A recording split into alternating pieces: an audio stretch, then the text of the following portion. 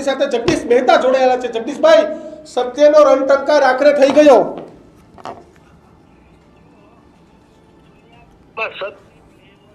એ જે કહેવાય છે એ આપણી ચરણી નોટમાં લખેલું સૂત્રથી ખોટું નથી સાબિત થયું કે સત્ય વિલંબિત થઈ શકે, તમે પરાજિત ન કરી શકો, એને પીડિત કરી શકો।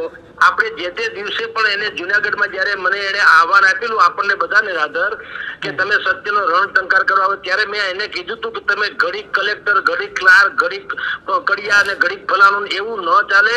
સોરઠી પરંપરામાં તો સાધુના ખોળીએ એક વખત ભગવું લુગડું આવી ગયું એટલે પછી કફન સુધી રે। તમે એમને ઘડીકમાં સંસારીને ઘડીકમાં સાધુ બનવી સારું નહીં। તમારી ચાલ ચલગત જે છે એ કઈ ઉત્તમ નથી ને કોઈ કાળે તમારો સાધુત્વને કારણે મેળ પડે એમ છે નહીં। મેં એને ત્યારે એમ કીધું હતું કે બાપુ એક વસ્તુ લખી રાખો, કા તમારે તમારી જાતને પવિત્રતા પૂર્વ કરવી પડશે, નહીતર તમારે ભૂતનાથ ભવનાથ છોડવું પડશે। એવું આપણે તમારી હાજરીમાં કૃણાલભાઈ દીક્ષિતભાઈ તમે બોલ્યા હતા બધા ભાઈઓ, આપણે એને કીધું હતું। આજે શું થયું, અખાડા પરિષદે નિર્ણય કર્યો। અખાડા પરિષદે નિર્ણય કર્યો ત્યારે એક બહુ મહત્વની વાત એ છે, ત્યાં ગૃહમંત્રી, કેન્દ્રીય ગૃહમંત્રી અમિત શાહની પણ હાજરી હતી, જેની ઉપર મહેશગીરીએ એવો આક્ષેપ કર્યો હતો કે હરિગીરી બાપુએ મહંતગીરી જાળવવા માટે થઈને 5 કરોડ રૂપિયા ગૃહમંત્રીને ભારતીય જનતા પાર્ટીના ફંડમાં આપ્યા હતા અમિત શાહ થ્રુ, રાઈટ? હવે એની હાજરીમાં નિર્ણય થયો હોય તો તમે સમજી લ્યો કે હવે આ જે છે ને દીવાર ઉપરની લકીર જેવું છે, આમાં કોઈ ફેરફાર થઈ શકે નહીં। અને અત્યારે રાણપુરમાં 45 દિવસનો યજ્ઞ જે બુદ્ધિપૂર્વકનું મહેશગીરીભાઈ આચરીને બેઠા છે એ એટલા માટે જ હતું કે મોટા ભાગે તમે જુઓ એને અંદેશો તો આવી જ ગયો તો કે એના ચરિત્રને આધીન હવે એ લાંબુ આમાં ટકી શકે એમ નથી। એટલે કાલ સવારે કોઈ એને એમ ન કહે કે ભાઈ તમે મહાકુંભમાં સ્નાન કરવા કેમ ન ગયા, એટલે એને બુદ્ધિપૂર્વકનો 45 દિવસનો યજ્ઞ, હવે આવો યજ્ઞ આપણે પહેલી વખત આમ તો સાંભળીએ છીએ, પણ 45 દિવસનો યજ્ઞ અને વિશ્વ શાંતિ માટે। અરે ભલા માણસ, તમારું પોતાનો કોઠો ટાઢો નથી, તમે વિશ્વને શું શાંતિ અપાવી શકો? શાંતિ ક્યારે મળે? તમારા મન વચન કર્મથી તમે સાધુતાને વરેલા હો તો શાંતિ છે। દરેક માણસ પોતાનું ઘર વાળી નાખે તો આખું જગત છે ને એ સાફ સુથરું થઈ જાય, પણ તમે બીજાને કચરા ઉડાડીને તમારી ગાદી કરવા ગયા તો અંતે શું થયું? આ ભારતભરના અખાડાના મહંત હરિગીરી બાપુ જે છે, જે ભવનાથના છે, તે આખા ભારતના અખાડાના મહંત છે। તમારી જ્યાં બનારસ, નાસિક, ઉજ્જૈન બધું એની અંડરમાં આવે, સાધુની પરિભાષામાં વાત કરું છું। એને નિર્ણય કર્યો છે કે હવે તમે અહીંયા આવી પણ શકો એમ નથી, મહાકુંભમાં સ્નાન કરવાને યોગ્ય નથી અને અખાડાના સાધુ તરીકે કાઢી મૂક્યા। એટલે કે અત્યારે મહેશગીરી બાપુ પાસે ભવનાથ, ભૂતનાથ, રાણેશ્વર અને કમંડળ કુંડ સહિતની જેટલી પણ જગ્યાઓ છે, હવે ત્યાં યા તો કોઈ નવા સાધુની નિમણૂક કરવી પડે અથવા તો મહેશગીરીએ સંસારી લુગડા પહેરી લેવા પડે અથવા તો પોતીકી કોઈ નવી જગ્યા ઊભી કરવી પડે।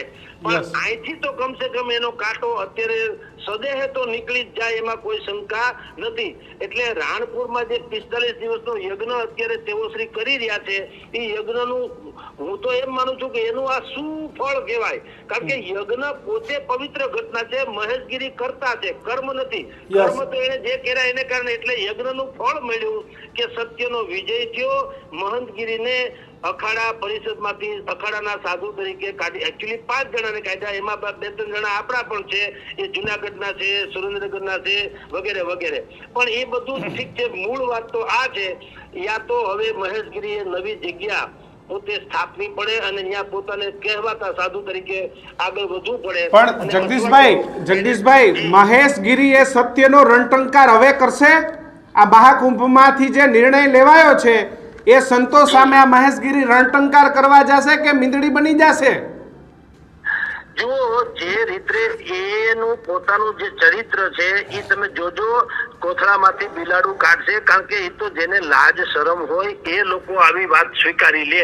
અહીંયા આવીને જુદી જ વાત કઈ કરશે કે આ જે કહેવાતો નિર્ણય જે છે એ એમ કે મને ખાલી અમૃત મહાકુંભમાં સ્નાન કરવાનું નહીં ને એવી બધી વાતો છે. અખાડા પરિષદમાંથી મને કાઢવામાં આવ્યું, એમાં ફલાણો નિર્ણય છે, ઢીકણો આવી આચાર સંહિતા છે, એવા કંઈક જેને ટેકનિકલ એરર કહેવાય એવું એ કઈક કાઢશે ખરા. કારણ કે એમ તો સિમ્પલી હાર માની લે એમ નથી.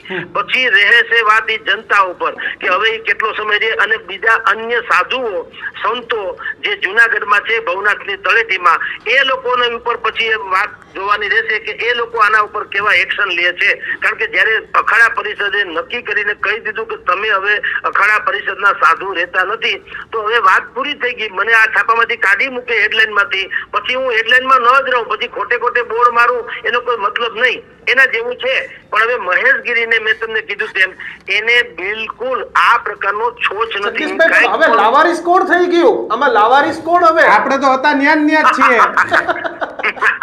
બિલકુલ દીક્ષિતભાઈ, તમારી વાત 100% સાચી છે. અત્યારે તો મહેશગીરી બાપુ સાધુ સમાજમાંથી લાવારીસ બની ગયા છે. કારણ કે એને કેટલીક યુટ્યુબ ચેનલ જેમાં તમારો બી સમાવેશ થયો હતો, એને ખબર નથી કે કોઈ પણ યુટ્યુબ કે કોઈ પણ મીડિયા હોય એનો કોઈ સ્વયં એજન્ડા હોતો નથી. કમસે કમ આપણો તો નતો જ. આપણે એમ જ કહેતા કે જુનાગઢમાં ગિરનારની જે પવિત્રતા છે જળવાઈ રહેવી જોઈએ, અને લાખો કરોડો જે શ્રદ્ધાળુઓ છે એની શ્રદ્ધા જે છે, પાવન શ્રદ્ધા જે છે એ અડગ રહેવી જોઈએ. એટલે આપણે ઝુંબેશ શરૂ કરી હતી. પરંતુ ભાઈ મહેશગીરીને, હવે તો મહેશભાઈ તમે કહી શકીએ, તમે બહુ કહેતા ભૂતકાળમાં મહેશભાઈ, તો એ મહેશભાઈને એમ હતું કે ભાઈ એની પાસે જે સામ દામ દંડ ભેદ બધું હતું, એટલે એ તમને મને બધાને એમ કે અવગણીને પોતાનો જય જયકાર કરાવશે. પરંતુ મેં આપને કીધું તેમ કે આપણે કહીએ છીએ ને કે સત્ય જે છે એ કોઈ દી ઢાંકું ઢૂંબું રહેતું નથી. અને અંતે અખાડા પરિષદે ત્યાં પાવન પર્વ અત્યારે જે 144 વર્ષ પછી મહાકુંભ યોજાઈ ગયો છે, ત્યાં એમાં આવો નિર્ણય કરવામાં આવ્યો. એનો અર્થ એમ છે કે સમગ્ર સૌરાષ્ટ્રની જનતાનો વિજય થયો છે, ભાવિક જનતાનો વિજય થયો છે. ગિરનારની તળેટીમાં આજે એટલે આવતીકાલે પણ આનો ભવ્ય જેને કહેવાય ને જલસોત્સવ કરવો જોઈએ. કારણ કે આ ધર્મની જય થઈ છે. એટલે ભવનાથથી માંડીને ભૂતનાથ સુધીમાં જે ખરેખર રિયલ સેન્સમાં સંતો મહંતોને માનનારી અને ભગવાનમાં માનનારી શ્રદ્ધાળુ જનતા જે છે એને આનો ભવ્યોત્સવ મનાવવો જોઈએ. જી જગદીશભાઈ, જે હરિગીરીને હરિયો કહેતા હતા એ હરિગીરી બાપુ ગઈકાલે અમિત શાહ હતા, બાકીના તમામ નેતાઓ હતા, યોગી આદિત્યનાથ હતા, એની સાથે હતા, અને પોતાની જાતને જે વિદ્વાન સંત કહેતા હતા તમને ક્યાંક કોયરામાં છુપાઈને બેઠા હતા. એટલે તો સૌરાષ્ટ્રમાં મેં ત્યારે આપણે દીક્ષિતભાઈ આ બતાને મેં કીધેલું કે કેટલાય આવા મહેશગીરીઓ, હવે તમને કહું છું, કેટલાય મહેશગીરીઓ સૌરાષ્ટ્રની ભોળી જનતા, નાદાન જનતા, નિર્દોષ જનતા, ભાવુક જનતા એને ઉલ્લુ બનાવીને પોતાની જાતને નત નવા ગતકડા કહીને મહામંડલેશ્વર ને ફલાણા મંડલેશ્વર ને ઢીકણા ગુરુ ને પૂછડા ગુરુ ને એવું કરી અને અહીંયા અડ્ડો જમાવીને બેઠા છે. અને હરિગીરી બાપુ જે સમસ્ત ભારતના અખાડા પરિષદના પ્રમુખ કે વડા છે એને હરિયો કહેતા હતા. મેં ત્યારે જ કીધું હતું કે આ શબ્દ જે એને હરિયો ને ગરિયો, હાલો ગિરીશ કોટેચા માટે તો કદાચ માની લ્યો વાપરવું તો ન જ જોઈએ, પરંતુ એ સાંસારિક માણસ છે તો હાલો સહન કરી લે, સાધુ ગમે એમ બોલે. પણ મેં તે દિવસે કીધેલું હરિહર બાપુ જે છે એ કમસે કમ સાધુના ખોળીએ છે. એટલે ત્યારે આપણે મહેશગીરીને પણ આપણે મહેશ ભાઈ અથવા તો મહેશીઓ કે એવું કશું જ નતું કીધું, મહેશગીરીજી જ કીધું હતું. જ્યાં સુધી એનું આવું પાપ જે છે પીપળે ચડીને પોકાર્યું નતું ત્યારે એ અંદેશો તો કોઈ આપણે મેં કીધું હતું કે એને સાધુતાના લુગડા છે એટલે આપણે કમસે કમ એને સન્માન આપીએ. જગદીશભાઈ, જે મહેશગીરી બાપુ સાથે આપણે સત્યનો રણટંકાર કરવા ગયા હતા અને જે મહેશગીરી બાપુ આપણને એમ કહેતા હતા કે તમને ન ખબર પડે, આમાં તમને ન ખબર પડે, ગમે એ વાત હોય તો ગોળ ગોળ ફેરવતા હતા, તો એ મહેશગીરીને હવે ખબર પડી ગઈ હશે કે હજી ખબર નહીં પડતી હોય? એને કયો આપણે હવે એને મેસેજ આપીએ કે અમને તમારી સાધુતામાં કઈ ખબર પડે કે ન પડે સમજ્યા, પણ અમને એટલી ખબર પડે કે તમે કોલસાને દૂધથી ધોવો તો જોડો થાય નહીં, તમારી જે કઈ પ્રપંચ લીલા હતી એનો અંત આવી ગયો એ અમને ખબર પડી ગઈ. હવે આખા સૌરાષ્ટ્રના તમામ ધાર્મિક લોકોને ખબર પડી જશે કે આવા પ્રપંચકારો જે છે એ હવે કોઈ કાળે આને કોઈ ચલાવી લે એમ નથી. એ સમાજને ખબર પડી ગઈ છે. કારણ કે આ નિર્ણય જે કર્યો એ કોઈ પત્રકારોએ નથી કર્યો, ભક્તોએ નથી કર્યો, તમારી જ એટલે કે સંતોની જ કોમ્યુનિટી કહી શકાય તો સંતોના વડા છે એને કીધું કે તમે સંત તરીકે લાયક નથી એટલે કે ના લાયક છો. પણ તમામ જે કહી શકાય જગદીશભાઈ કે તમામ અખાડાના મહંત, તમામ શંકરાચાર્યો, અખાડા બધા જ સાધુ સંતોની હાજરી હતી અને એ હાજરીમાં નિર્ણય લેવાયો છે અને એવો પણ એક નિર્ણય લેવાનો છે કે હવે કાર્યવાહી જરૂરી કરવી પડશે. તમામ કાર્યવાહી કરાશે જગદીશભાઈ. બહુ જ સારી વાત છે કે બધા જ સંતોની હાજરીમાં નિર્ણય લેવાય. એનો અર્થ એમ છે કે આ સર્વ સંમતિથી લેવાયેલો નિર્ણય છે. કોઈએ એમાં લેશ માત્ર ઇનકાર કર્યો નથી. અર્થાત જે નિર્ણય છે એ બધાને માન્ય છે અને બધાનું માનવું પણ એવું હતું કે સાધુ ચરિત આ માણસ નથી એટલે એને અખાડા પરિષદમાં રહેવાનો કોઈ અધિકાર નથી. ભૂતકાળમાં આપણે જયારે રણટંકાર કરવા ગયા ત્યારે આપણે આ જ કીધેલું કે સૌરાષ્ટ્રના જેટલા સાધુ સંત મૂર્તિઓ જે છે જેને કરોડો લોકો માને છે એ સંતો એ પણ આવી જ વાત કરવી જોઈતી હતી અને જે અત્યારે અખાડા પરિષદે કરી છે. અને આ જે મહેશગીરીનો જે કાંટો નીકળી ગયો એટલે હવે ગિરનારની ગોદમાંથી કપાસી નીકળી ગઈ. હવે પછી જે કઈ ગિરનારની પવિત્રતાની જે વાત છે એ આપણા સાધુ સંતો સૌરાષ્ટ્રભરના અને કેટલાક જાગૃત જે ભાવિકો છે એના ઉપર નિર્ભર છે.